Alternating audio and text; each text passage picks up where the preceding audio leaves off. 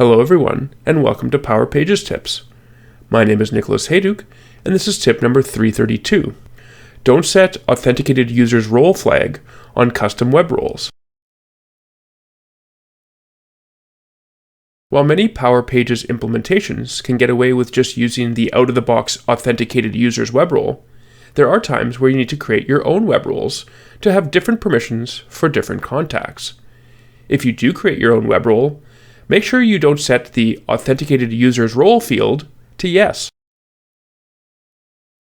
Before we dive into the details, don't forget to subscribe to the Engineered Code YouTube channel for our weekly tips, monthly community calls, and lots of other Power Pages and Power Platform content. So you've created your own web role, and it's meant for authenticated users.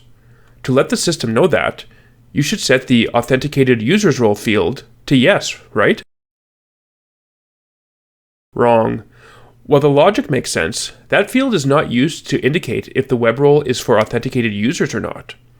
Instead, it is used to indicate if this web role is the one and only special authenticated users web role that all contacts get, even if they aren't associated with it.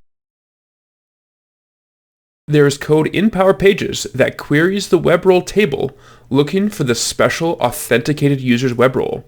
This column is how it finds it. The special authenticated users web role comes out of the box when you install Power Pages.